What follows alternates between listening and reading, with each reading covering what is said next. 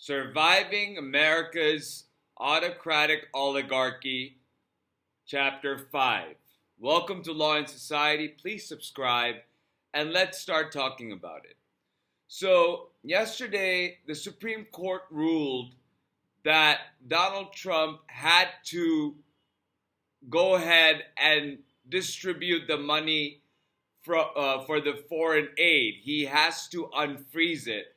And then the Supreme Court sent the case back to the district court to figure out the details of it and issue a final order. Now, I'm sure that Donald Trump will want to take that final order up for appeal as well, which he can do. And the Supreme Court will likely strike that down and tell Donald to pay the foreign aid that has been appropriated by Congress. So here we are seeing, at least for this, injunction, or I think it was an injunction that they were ruling about. The Supreme Court sort of said that no, the funds have to go through, and we're seeing the court stand up to the executive.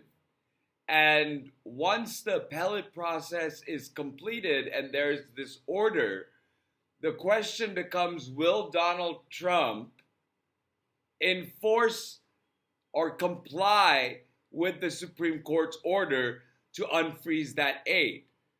Because if he doesn't, that's when the constitutional crisis begins. And because here, SCOTUS is siding with Congress and the funds appropriated by Congress towards foreign aid. So that's one thing that happened. Then I want to talk to you about Donald Trump's attack on educational institutions. As I've said in previous episodes, taking away federal funding from public schools will take away lunch programs from the poor, that will take away any sort of supportive program that the schools give to people who are underprivileged. Then there is this threat from Donald Trump that colleges won't get federal funding if there are illegal protests, but he doesn't really define what those illegal protests are, but says that people doing illegal protests would be arrested. If they're immigrants, they would be deported, and that they couldn't have masks on. So those were the arbitrary rules to that statement that Donald Trump made about federal funding for colleges. Then Donald Trump attacks trans community. His attacks on trans community, whether it be in the education sector or defense done through Hegseth, is all over the place. He spent an extraordinary amount of time attacking the transgender community in the joint address to Congress. And it is clear that this administration is anti-trans, to the point where Donald Trump is threatening to take away education dollars from public schools that have anything to do with trans anything. And then obviously at the State of the Union, address to Congress, Donald Trump confused transgenic, means genetically modified, to transgender mice, just to sort of tell you where we are, the dissonance from the truth. And on top of that, we are getting news that the private sector is thinking about, complying with some of these directives Donald gives out on social media and with his executive orders to sort of cause this war on DEI and woke. Companies are actually thinking about complying with those, even if they're not orders to them. So they're essentially obeying in advance so as to avoid any sort of wrath coming from Donald's administration. So you can see the chilling effect that Donald's overwhelming force and executive orders and these antics over the last 6 weeks have. It has an impact. It has a traumatic impact, not just on the people who are immediately impacted, like the federal workers and U.S. aid frozen and other frozen aid for there's other frozen aid for Ukraine, and that's incredibly important, and that will have to be restored because that is also federal, that is also congressionally legislated, and so once appropriated by Congress, the president doesn't have the power to not execute that law. That's pretty much what this release of foreign aid order by SCOTUS indicates. So, but while the private sector here continues to think about capitulating, other countries like Canada, Mexico, and China are pushing back with counter tariffs. People are pushing back. Federal workers and other civil servants and protesters, American citizens, are blocking the entrances of agencies where Doji officials are trying to enter. So we are seeing a pushback coming from all sides, whether that be in court, then congressional Democrats joining in court, whether that be pointing out that there's no mandate to take away Medicaid, like Representative Al Green did. That's a fact, pointing out a specific thing and protesting and then being walked off by the Sergeant of Arms. So the pushback is coming. But then, you look at the media, and here I'm talking not just to general liberal media, but also independent media. I have a question, a genuine question. Does having Donald Trump's picture on every single one of your videos or your posts somehow increase your viewership, or what is the incentive? Because we all know what he looks like. And, for some people like me, visually, it's just jarring to see his face. And we can communicate and get the point across about Trump by not showing Donald Trump's picture. Instead, show the picture of what he is messing up completely. It'll be a little bit more work than just having to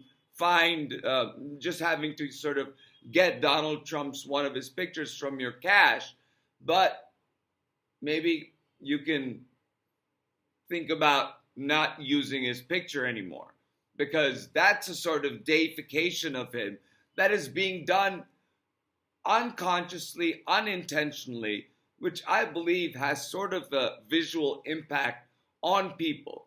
When you plaster someone's face on everything, it has this impact of them pervading every avenue of your life. That's just my perspective. So we are also seeing that Donald Trump's Doji is planning on making huge cuts to the Veterans Affairs, thousands of cuts, cutting the workforce by like 35% or something, which is such a disgrace. It's such a betrayal.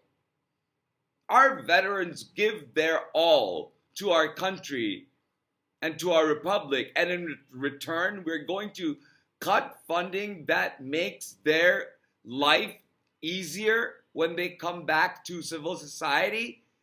That's insane. That's wrong. That's morally repugnant. Then you have lawmakers hiding from the public because they don't want to face the wrath of what's happening And the fact that Donald Trump in the last 6 weeks has not lifted his finger or talked about what he's doing to bring down the cost of living, what he's doing to bring down the cost of housing, what he's doing to bring down the cost of groceries, what he's doing, if anything, to save Medicaid, Medicare, and Social Security. What is he doing to revive those programs instead of gutting them or proposing to gut them, whether by budget proposal or by Doji's antics? Lawmakers don't want to face the wrath of the people, but they want to ask for Democratic help for the continuing resolution. Well, they're in the majority.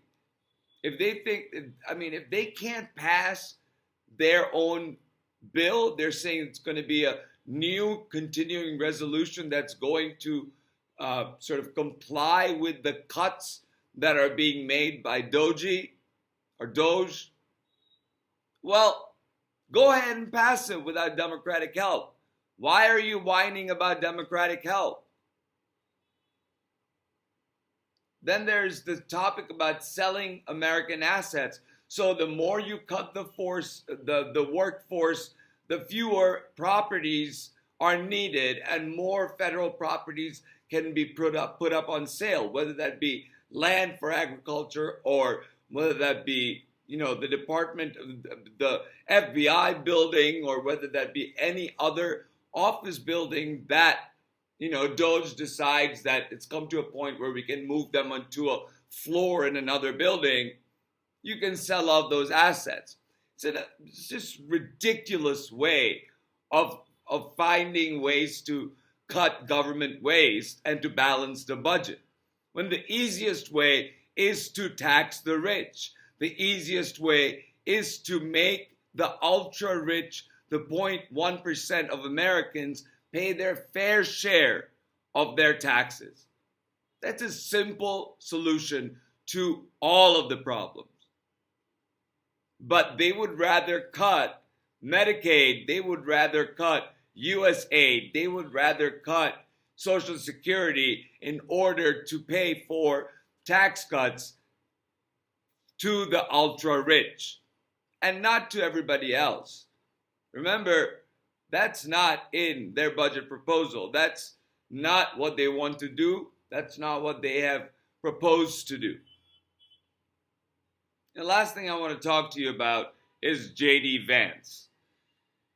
The J.D. Vance problem here. J.D. Vance is a sly fox. I still maintain that there might come a time when J.D. Vance will think that Donald is extremely vulnerable and he can get away with invoking the 25th Amendment. J.D. Vance will take that opportunity.